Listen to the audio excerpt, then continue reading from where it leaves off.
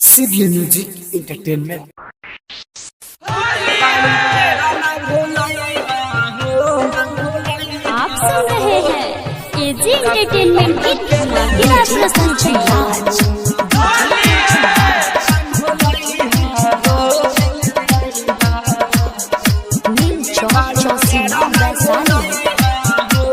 CBN Music present। कोइले बारू प्यारा ना भूलई हा हो, ससुरा से रंग खेले आई हा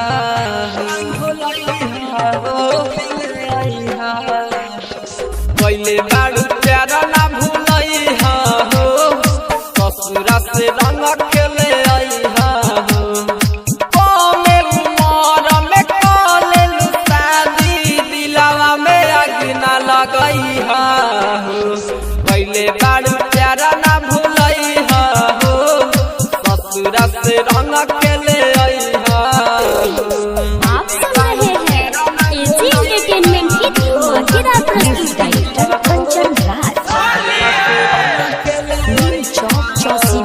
CBN Music present।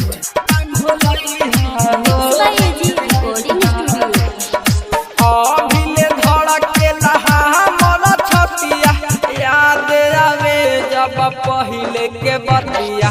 अभिले धड़केला हमर छतिया, याद आवे जब पहिले के बतिया।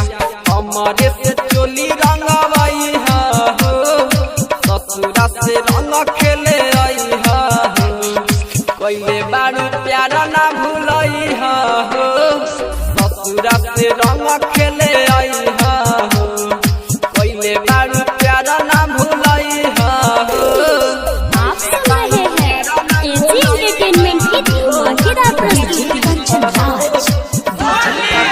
CBN Music present।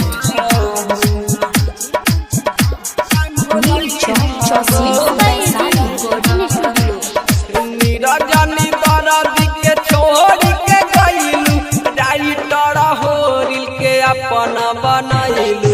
नीरजनी दरदी के छोड़ के गईलू, राइटर होरिल के अपन बनैलू।